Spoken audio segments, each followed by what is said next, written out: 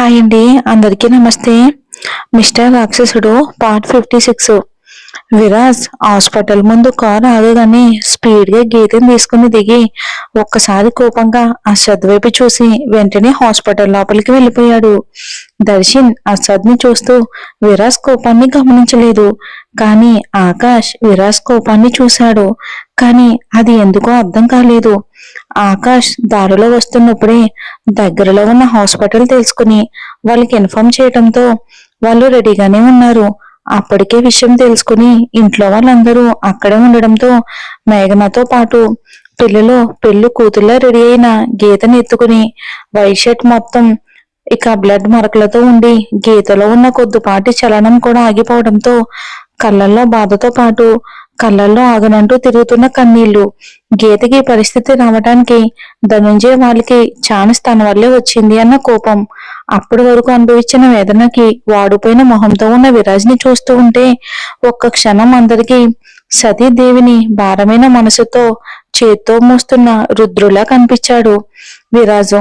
అంతలోనే అందరికీ నవ్వుతూ తుళ్ళుతూ సరదాగా అల్లరి చేస్తూ ఆట పట్టిస్తూ తిరిగిన గీత అలా ఉండడం చూసి కలిగే బాధ ఒక ఎక్తి అయితే, ఇన్ని రోజులు చనిపోయింది అనుకున్న సిద్ధార్థ్ గారి కూతురు కాసేపటి క్రితం వరకు తమ ముందే తిరిగిన గీత అని తెలియగానే అందరి గుండెల్లో బాధ ఆగలేదు. విరాజ్ చేతుల్లో ఉన్న గీతని ఐసీయూలోకి తీసుకువెళ్తున్న విరాజ్ గీత చెయ్యి వదలకుండా లోపలికి వస్తూ ఉండడంతో డాక్టర్ ఒక పక్క ట్రీట్మెంట్ చేస్తూనే అది చూసి, సార్ మీరు లోపలికి రాకూడదు అని అనగానే విరాజ్ చూసిన చూపుకి భయంతో మాట సగంలోనే ఆపేశాడు. ఇక పక్కనే ఉన్న అసద్ గారు ఆకాష్ ఎంత నచ్చ చెప్పాలని చూసినా విరాజ్ మొండిగా, నా ప్రిన్సెస్ చెయ్యి నేను ఎప్పటికీ వదలను, నేను వదిలితే తను వెళ్ళిపోతుంది అని అంటాడు. ధనుంజయ్ పిఏ దగ్గరికి వెళ్లే ముందు గీత తనతో అన్న మాటలు గుర్తు చేసుకుంటూ విరాజ్ ఎంత చెప్పినా వెనకకపోగా గీతకి ఇంకా ట్రీట్మెంట్ ఎందుకు స్టార్ట్ చేయట్లేదు అని కోపంగా అరుస్తూ డాక్టర్ మీదకి వెళ్లేలోపు అప్పుడే అక్కడికి వచ్చిన సిద్ధార్థ గారు విరాజ్ గీత చేయి వదలడానికి అస్సలు ఇష్టపడకపోయినా, నీ ప్రిన్సెస్ త్వరగా నీ దగ్గరికి రావాలి అంటే ఇప్పుడు నువ్వు వదలాలి చిన్న, లేదంటే నా బంగారుకి ఇంకా పెయిన్ కలుగుతుంది అంటారు బాధగా కళ్ళ వెంట నీళ్లు కారుస్తూ. ఇక నచ్చ చెప్పడంతో విరాజ్ గీతకి ఇంకా పెయిన్ కలుగుతుంది అన్న మాట వినగానే విరాజ్ గీత వైపుకు చూస్తూ, రిమెంబర్ ప్రిన్సెస్, నువ్వు ఎక్కడ ఉన్నా నీతో పాటే నేను, నా వెంటే నువ్వు. అది ఎక్కడికైనా ఎప్పటికైనా నీ వెంట ఎంత దూరం రావడానికైనా నేను అస్సలు ఆలోచించను. అది చావైనా సరే, మార్క్ మై వర్డ్స్ అని స్థిరంగా చెప్పి గీత చేతిని సున్నితంగా పక్కన పెట్టి డాక్టర్ వైపుకు సూటిగా చూస్తూ కేర్ఫుల్ అని చెప్పగానే డాక్టర్ విరాజ్ కళ్ళల్లో ఇంటెన్సిటీకి భయపడుతూ చిన్నగా హెడ్ మూవ్ చేసి గీతని లోపలికి తీసుకెళ్లిపోయారు. వెళ్తున్న గీతని విరాజ్ అలాగే చూస్తూ ఉండిపోయాడు. విరాజ్ ఎంతసేపటికైనా అలాగే ఉండటంతో సిద్ధార్థ గారు విరాజ్ ని కొంచెం పక్కకి తీసుకొచ్చి కూర్చోబెట్టారు. విరాజ్ చైర్లో కూర్చుని గీత రక్తమంటిన చేతులు చూసుకుంటూ గీత స్పృహలోకి రాగానే చెప్పిన మాటలు గుర్తు చేసుకుంటూ లాంగ్ బ్రీత్ తీసుకుంటూ, నన్ను వదిలి నువ్వు ఎక్కడికి పోలేవు princess, you are mine ever and forever. నువ్వెప్పుడు నా మాట వింటావు కదా, ఇప్పుడు కూడా బుద్ధిగా వినేసే, లేదంటే నీ రావణ్కి నీ మీద చాలా కోపం వస్తుంది అని అనుకుంటూ మాట్లాడకుండా తనలో తానే మౌనంగా ఉండిపోయాడు విరాజ్. అక్కడ అందరినీ కొట్టేటప్పుడు చిన్న చిన్న దెబ్బలు తగిలి వాటికి డ్రెస్సింగ్ చేయాలని హాస్పిటల్ స్టాఫ్ దగ్గరికి వచ్చిన విరాజు చేయించుకోవటానికి అస్సలు ఒప్పుకోకపోతే సిద్ధార్థ్ గారి దగ్గరుండి చేశారు. గీత చాలా బ్లడ్ లాస్ అవడంతో తనది రేర్ గ్రూప్ అవటం వలన సిద్ధార్థ గారు ఇచ్చినా సరిపోకపోతే అసద్ ని ఐసీలోకి తీసుకెళ్లిన తర్వాత అక్కడే ఉన్న దర్శన్ తనది కూడా అదే గ్రూప్ అవటంతో బ్లడ్ ఇచ్చాడు. ఒకప్పుడైతే గీతకి హెల్ప్ కాదు కదా, కనీసం గీత గురించి పాజిటివ్ గా కూడా ఆలోచించేవాడే కాదు దర్శన్. ఈ మధ్య కాలం గీత అంటే ఏంటో తను ఎలాంటిదో అర్థమైంది. అందుకే అతి కొద్ది కాలంలోనే గీతకి అసద్కి సమానమైన స్థానం ఇచ్చాడు తన మనసులో. ఇప్పుడు అసద్ కోసం ఎంతైతే బాధపడుతున్నాడో గీత కోసం అదే విధంగా బాధపడుతున్నాడు దర్శన్ కూడా. విరాజు చిన్న స్పర్శకి గీతకి స్పృహ రావటం అది చూసినా కూడా అసద్ విరాజ్ కి అడ్డుగా ఉండటం గుర్తొస్తూ ఉంటే ఆకాష్ కి మాత్రం మైండ్ అంతా బ్లాంక్ అయిపోయింది. వీళ్ళ ముగ్గురు బాండింగ్ చూస్తూ ఉంటే ఆకాష్కి వాళ్ళ గురించి ఎలా అర్థం చేసుకోవాలో తెలియట్లేదు. విరాజ్కి ఆకాష్ అలా వాళ్ళ ముగ్గురిని కలిపి ఆలోచిస్తున్నాడని తెలిసిన విరాజ్కి చాలా కోపం వస్తుంది. బికాస్ గీత విషయంలో విరాజ్ చాలా particular and sensitive and too much positiveness. ఆ విషయం సిద్ధార్థ గారికి మాత్రమే కాదు ఆకాష్కి కూడా తెలుసు. అందుకే వాళ్ళని ఆకాష్ అర్థం చేసుకోలేకపోతున్నాడు. గీత ట్రీట్మెంట్ స్టార్ట్ చేసిన కొద్దిసేపటికి గీత ఆ దెబ్బలకు అంత వీక్ అయిపోయినా కూడా విరాజ్ మాటల ప్రభావమేమో కానీ ట్రీట్మెంట్ కి తొందరగా రెస్పాండ్ అయ్యింది. డాక్టర్ అప్పటి వరకు గీత ఉన్న కండిషన్ కి టెన్షన్ తెప్పించిన ట్రీట్మెంట్ కంప్లీట్ అయ్యాక ఒక్కసారిగా రిలాక్స్ అయ్యి బయటకు వచ్చి షీఈ్ అవుట్ ఆఫ్ డేంజర్, కాకపోతే చాలా బ్లడ్ లాస్ అయింది, అందుకే మాకు ట్రీట్మెంట్ కష్టమైంది, రేపు మార్నింగ్ వరకు స్పోర్ట్లోకి రాదు అని చెప్పడంతో విరాజ్ అది విని ఒక క్షణం హ్యాపీగా ఊపిరి పీల్చుకుని ఎవరిని పట్టించుకోకుండా రూమ్ లోకి వెళ్ళిపోయాడు. విరాజ్ వెనకే సిద్ధార్థ్ గారు కూడా వెళ్లారు. డాక్టర్ అందరూ వెళ్తే ఇన్ఫెక్షన్స్ అయ్యే ఛాన్స్ ఉంది అని చెప్పడంతో అందరూ అక్కడే ఆగిపోయారు. రూమ్ లోకి వెళ్లిన విరాజ్ కి గీత రెండు చేతులకి తలకి కట్లతో హాస్పిటల్ బెడ్పై చూడగానే ప్రాణం వెలిపెట్టినట్టు అయ్యింది. గీత ఇప్పుడు అవుట్ ఆఫ్ డేంజర్ అని చెప్పిన విరాజ్ మనసు గీతని ఆ కండిషన్ లో చూడటానికి ఒప్పుకోవటం లేదు. గీతకి తను ఎంతగానో ఇష్టపడ్డాయి సిద్ధార్థ్ గారి తన తండ్రి అని చెప్పి అంతులేని సంతోషాన్ని గీత మొహంలో చూడాలి అనుకునే విరాజ్ కి ఇప్పుడు గీత పొజిషన్ అస్సలు నచ్చట్లేదు. గీతను అలా చూడగానే వెంటనే తన దగ్గరికి వెళ్ళిపోయి సున్నితంగా గీత చేయి పట్టుకుని గీత ఫేస్ ని అలాగే చూస్తూ గీత నుదుటిపై కళ్ళపై ముద్దు పెట్టి I know my baby very well, తను నన్ను వదిలి ఎక్కడికి వెళ్ళదు, నేను వెళ్ళనివ్వను అంటూ ఉండగానే సిద్ధార్థ్ గారు మరోవైపుకు వచ్చి అలానే చూస్తూ నిలబడిపోయారు.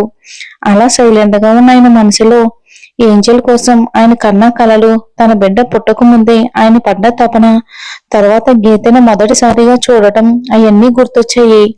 ఆయనకి గీతని గుండెలకు హత్తుకుని తనివి తీరా ఏడవాలని ఉంది. గీతకి తనే తండ్రి అని చెప్పాలని ఉంది. అలా ఇప్పుడు ఆయన చెప్పాలి అనుకున్న గీత విని పొజిషన్ లో లేకపోవడం చూసి సిద్ధార్థ గారు తన తలపై చెయ్యి వేయటానికి చేతిని అంతవరకు తీసుకుని వెళ్లి మళ్ళీ అంతలోనే చేతిని వెనక్కి తీసుకుని గీతను మళ్ళీ ఒకసారి చూసుకుని బయటకు వచ్చారు. విరాజు సిద్ధార్థ గారి ప్రవర్తనని గమనించిన విరాజ్ ఇప్పుడు ఏం చెప్పే పొజిషన్ లో లేకపోవటంతో ఏం మాట్లాడలేదు. సిద్ధార్థ గారు రాగానే అందరూ ఒక్కొక్కరుగా వెళ్లి చూసొచ్చారు. గీత అలా ఉండడం అందరికీ బాధగా ఉన్నా ఇప్పుడు ఆ బాధను మరిపించే ఆనందం సిద్ధార్థ గారి కూతురు తన ముందు ఉండడంతో అందరికీ మనసు ప్రశాంతంగా మారిపోయింది. ఇప్పుడు అందరి మనసులు అసద్ కోసం ఆలోచించడం మొదలుపెట్టాయి. విరాజ్ గీత బాగానే ఉంది అని మధ్యలో డాక్టర్ వచ్చి చెప్పినా కానీ పట్టించుకోకుండా చాలా సేపటి వరకు అలానే ఉండిపోయాడు. గీత ఇప్పుడు తనను వదిలి ఎక్కడికి వెళ్ళదు అని తన మైండ్ అండ్ హార్ట్ కి బలంగా నమ్మకం కుదిరేక గీత చేతులను ఒకసారి కిస్ చేసి బయటికి వచ్చి అందరి వైపుకు చూస్తూ మీరింటికి వెళ్ళండి మామ, నేను ఇక్కడే ఉంటాను అని అన్నా అందరూ విరాజ్ మాటలకి ఎవరికి వారు వెళ్లకుండా ఉండిపోయారు. గీత గురించి తెలుసుకుని అక్కడికి వచ్చిన మేఘన, సీత, రామ్గాళ్ళు కూడా కదలకుండా అక్కడే ఉన్నారు. ఇంతలో అసద్ ని ట్రీట్ చేస్తున్న డాక్టర్ బయటకు వచ్చి బాడీలో బుల్లెట్ అయితే బయటికి తీసాం, లక్కీగా ఆయన బాడీలో 2 బుల్లెట్లు కూడా సెన్సిటివ్ ఏరియాలో తగలలేదు. అంటే సిద్ధార్థ గారు కొట్టిన దెబ్బలకి ధనుంజయ్ సరిగ్గా ఫోకస్ చేయలేక 2 బుల్లెట్లు మాత్రమే అసద్కి తగిలాయి. కానీ అతను స్పృహలోకి వస్తేనే గాని ఏమీ చెప్పలేము అని అనడంతో దర్శన్ బాధతో అలాగే చైర్లో కూలపడిపోయాడు. దర్శన్ కి అసద్ తన లైఫ్ లో చాలా important person. They are more than friends and brothers. Darshan Asad గురించి చాలా ప్రొటెక్టివ్ గా ఆలోచించేవాడు. దర్శన్ అసద్ కి ఎగెనిస్ట్ గా చేసిన ఒక పని గీత విషయంలోనే. ఆ పనికి దర్శన్ మనసులోనే కొన్ని వేల సార్లు అసద్ కి క్షమాపణ చెప్పుకున్నాడు. అందుకే ఇప్పుడు అసద్ కండిషన్ ని డైజెస్ట్ చేసుకోలేకపోతున్నాడు. విరాజ్ డాక్టర్ మాటలు విని సైలెంట్ గా ఉన్న అసద్ ఉన్న రూమ్ లోకి వెళ్ళాడు. మొహానికి మాస్క్ తో ఒంటి నిండా వైరస్ తో ఉన్న అసద్ ని చూడగానే విరాజ్ కి ఎక్కడో తెలియని చిన్న పెయిన్. దాన్ని పట్టించుకోకుండా సూటిగా చూస్తూ నా ప్రిన్సెస్ బాగానే ఉంది Asad, she's perfectly all right, తనకి నేనెప్పటికీ తోడుంటాను. మరి నువ్వు అని అసద్ని అని ఒకసారి అసద్ని చూసి వెళ్ళటానికి టర్న్ అవగానే విరాజ్ రూమ్ లోకి రావటంతో వెనకే వచ్చిన దర్శన్ ఆకాష్ తనని చూస్తూ ఉన్నా పట్టించుకోకుండా గీత రూమ్ లోకి వెళ్ళిపోయాడు. విరాజ్ కి అసద్ గురించి అంత బాధలో ఉన్నప్పటికీ విరాజ్ బిహేవియర్ మాత్రం ఏ మాత్రం అర్థం అవ్వక పక్కనే ఉన్న ఆకాష్ ని చూడగానే ఆకాష్ కూడా అలాగే చూడడంతో ఇద్దరు అసద్ ని ఒకసారి చూసి బయటకు వచ్చేసారు బాధగా. తను అలానే గీత దగ్గర ఉంటే ఇన్ఫెక్షన్ అయ్యే ఛాన్స్ ఉందని విరాజ్ తన థింగ్స్ సర్వెంట్ చేత తెప్పించుకుని అక్కడే ఫ్రెష్ అయ్యి గీత రూమ్ లోకి వెళ్లి గీత చేయి పట్టుకుని అలానే ఉన్నాడు. ఎవరికి వారు ఆకాష్ ఫుడ్ తెప్పించినా తినకుండా ఏం చెప్పినా కదలకుండా అందరూ అలానే ఉండిపోయారు. డాక్టర్ చెప్పినట్టే మార్నింగ్ టైంలో స్పోర్ట్లోకి వచ్చిన గీతకి కళ్ళు తెరిచేసరికి ఎదురుగా తన చేతిని వదలకుండా ఆ చేతిని సున్నితంగా చుట్టేసి గీత కళ్ళు తెరవడం కోసమే చూస్తున్న విరాజ్ కనిపించగానే జరిగింది మొత్తం గుర్తొచ్చి విరాజ్ చేతిని గట్టిగా పట్టుకోగానే విరాజ్ గీత చేతిని సున్నితంగా తప్పించడంతో గీతకి ఆశ్చర్యంతో పాటు కళ్ళల్లో నీళ్లు కూడా తిరిగాయి. విరాజ్ గీత చేతిని తప్పించి మళ్ళీ తిరిగి తనే పట్టుకోవడంతో గీతకి అప్పుడు అర్థమయ్యింది కట్టైన నర్స్ మీద మళ్ళీ ప్రెషర్ పడితే బ్లీడింగ్ అవుతుంది అని. విరాజ్ అందుకే తన చేతిని తప్పించాడు అని. ఎంత బాధలో అయినా తన గురించి నిమిషం కూడా మర్చిపోని విరాజ్ కేరింగ్ చూస్తూ ఉంటే గీతకి అంత ప్రేమని చూసి పిచ్చెక్కినట్టు అనిపిస్తుంది. ఆ ప్రేమకి విరాజ్ తన స్పర్శ ద్వారా ఇస్తున్న భరోసాకి గీత చిన్నగా అప్రయత్నంగా నేను మీ ప్రేమని చాలా మిస్ అయ్యాను విరాజ్ సార్ అని అనగానే మొదటి నుంచి గీతని చూస్తున్న విరాజ్ గీత మాటలు విన్నా కూడా ఏం మాట్లాడకుండా గీత మీదకి కొద్దిగా బెండ్ అయ్యి గీత పర్మిషన్ కోసం చూడకుండా గీత పెదవులను అందుకున్నాడు. విరాజ్ ప్రేమ లోకంలో ఉన్న గీతకు విరాజ్ అలా సడన్ గా కిస్ చేయడంతో ఫస్ట్ ఆశ్చర్యపోయినా తర్వాత విరాజ్ తను అన్న మాటకి విరాజ్ చేతులతో సమాధానం చెప్తున్నాడు అని అర్థమై తను కూడా విరాజ్ సమాధానానికి ఫీల్ అవుతూ ఉండిపోయింది. అలా కాలం ఎంత గడిచిపోయిందో కూడా ఇద్దరికీ గుర్తులేదు. ఇక ఫస్ట్ టైం విరాజ్ గీతకి ఊపిరి తీసుకోవటం కష్టమవుతుంది అని తనకు తెలిసిన విరాజ్ గీతను వదలడానికైతే ఏమాత్రం ఇష్టపడకపోగా ఇంకా ఇంకా ముద్దు పెడుతూనే ఉంటాడు. ఇంకా ఆ ముద్దులోని తీవ్రతను పెంచుతూ తన ఊపిరితో గీతకి ఊపిరిని అందిస్తూ అలానే ఉండిపోయాడు విరాజు. గీతకి ఆ క్షణం అర్థమైంది విరాజు తనకు సమాధానం మాత్రమే కాదు, అంతకుముందు గౌడంలో తన అన్న మాటలకు జరిగిన సంఘటనలకు కూడా విరాజ్ తనకి కలిగిన బాధని ఆ ముద్దు రూపంలో గీతకి తెలియచేస్తున్నాడు అని.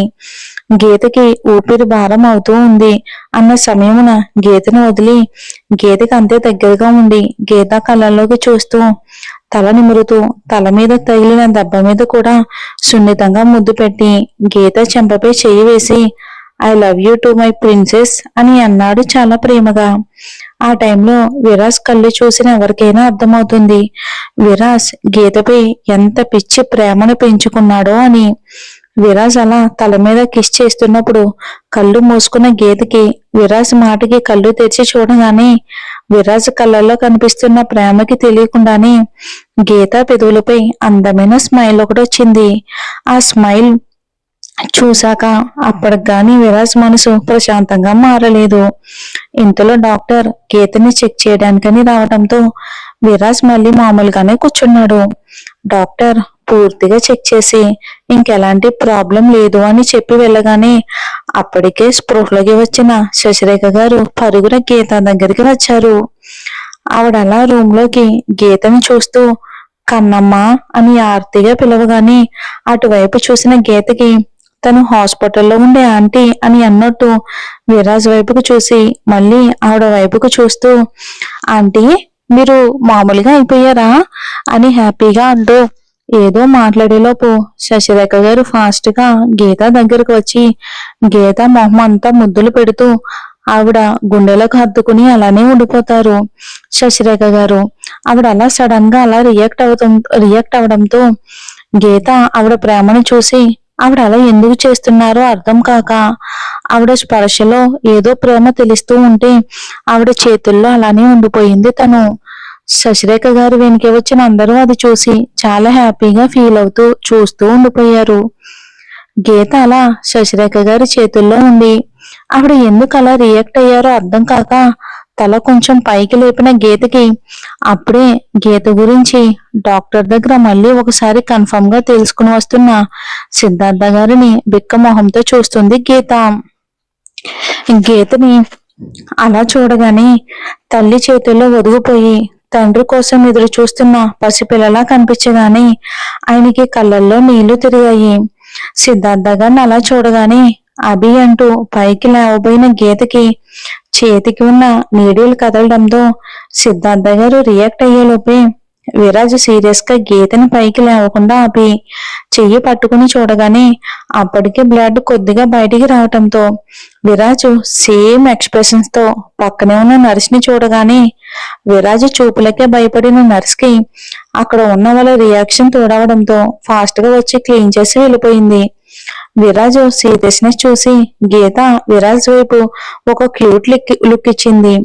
సారీ చెప్తున్నట్టు చూసి సిద్ధార్థ గారి వైపుకు చూసి అభి నువ్వెందుకు బాధపడుతున్నావు, నేను బాగానే ఉన్నాను కదా అని సిద్ధార్థ గారి చేయి పట్టుకోగానే సిద్ధార్థ గారు గీతని శశిరేఖ గారితో సహా హక్ చేసుకుని ఇంకా కంట్రోల్ ఇవ్వలేక బరస్ట్ అయిపోయారు. వాళ్ళ ముగ్గురిని అలా చూసిన మిగిలిన వాళ్ళు కళ్ళ వెంట నీళ్లు కూడా కారిపోతున్నాయి. గీత తనకి తెలియకుండానే కన్నీళ్లు వస్తున్నా శశిరేఖ గారు అలా రియాక్ట్ అవడమే తనకు అర్థం కాకుండా ఉంటే ఇప్పుడు సిద్ధార్థ గారు కూడా అలానే రియాక్ట్ అవడంతో అయోమయంగా విరాజ్ వైపుకు చూసింది తను. విరాజ్ గీత చూపుకి వెంటనే సిద్ధార్థ గారి భుజంపై చేయి వేయగానే సిద్ధార్థ గారి వెంటనే తేరుకుని గీతను వదిలి తను నా భార్య, నా శశిరేఖ బంగారు అంటారు సిద్ధార్థ గారు. నువ్వు ఇప్పటి వరకు తనని హాస్పిటల్లో చూసుకుంది నువ్వే కదా, అందుకే ఇలా అంటారు శశిరేఖ గారిని చూస్తూ. అంతలో శశిరేఖ గారు అదేంటబి తను మన ఏంజెల్ అనే మాట పూర్తి కాకముందే విరాజ్ అత్త ఇప్పుడు ప్రిన్సెస్ కి కొంచెం రెస్ట్ అవసరం, ఇవన్నీ తర్వాత మాట్లాడుకుందాం అని ఇప్పుడు అక్కడే ఉంటే గీత అడిగే ప్రశ్నలకు అబద్ధం చెప్పడం ఇష్టం లేక ఇక అసద్ స్పోర్ట్లోకి వచ్చాడని ఆకాష్ గీత లేవక ముందే చెప్పడంతో ఇక గీత వైపు ఒకసారి చూసి బయటికి వెళ్ళిపోయాడు. సిద్ధార్థ గారు శశిరేఖ గారికి మరో మాట మాట్లాడకుండా బయటికి తీసుకువస్తుంటే శశిరేఖ గారు సిద్ధార్థ గారి చేతుల్లో నుండి చేయి తీసుకుని తను మన ఏంజెల్ అభి, నా నా కన్నమ్మ, నా బిడ్డకి దూరంగా నన్ను ఎందుకు తీసుకొచ్చావు అభి అని ఇప్పటి వరకు గీత కనిపించట్లేదు అన్న బాధతో పాటు ఇప్పుడు హాస్పిటల్ బెడ్ మీద అలా ఉండడంతో వచ్చిన బాధ కలిపి కోపంగా అనగానే సిద్ధార్థ గారు దానికి బాధగా మన బంగారుకి కొంచెం టైం ఇవ్వాలి శశి. బంగారు ఏది కూడా వెంటనే ఈజీగా యాక్సెప్ట్ చేయలేదు. She needs some time. ముందు తను రికవరీ అయితే ఆ తర్వాత మనల్ని తన పేరెంట్స్ గా యాక్సెప్ట్ చేయడానికి ఛాన్స్ ఉంటుంది. లేకపోతే ఇప్పుడే ఒకేసారి ఈ విషయాలన్నీ బంగారుకి తెలిస్తే అది తన హెల్త్ మీద ప్రభావం కూడా చూపిస్తుంది శశి. అందుకే నిన్ను చెప్పనివ్వకుండా ఆపాను. నాకు తెలిసి చిన్న కూడా నిన్ను అందుకే ఆపుంటాడు అని అనగానే శశిరేఖ గారు బాధగా సిద్ధార్థ గారిని హక్ చేసుకుంటారు. ఆవిడ బాధని ఎలా చూపించాలో తెలియక ఏడుస్తూ ఉండిపోతే సిద్ధార్థ గారు ఆవిడికి నచ్చ చెప్తూ ఉండిపోయారు.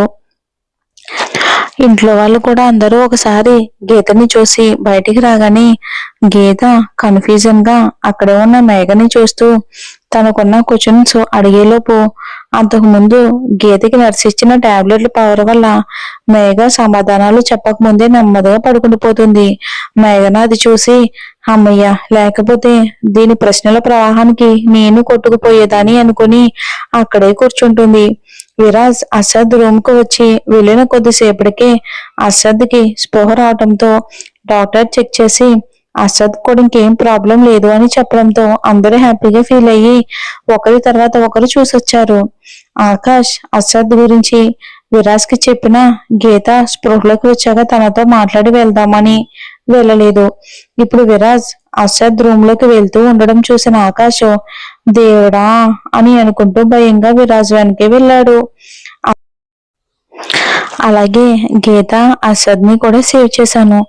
ఇప్పుడు కూడా విరాజ్ అసద్ బాండ్ అలానే ఉంటుందా ఏమైనా మారుతుందా అనేది మనం వచ్చే ఎపిసోడ్లో చూద్దామండి. Thanks for watching.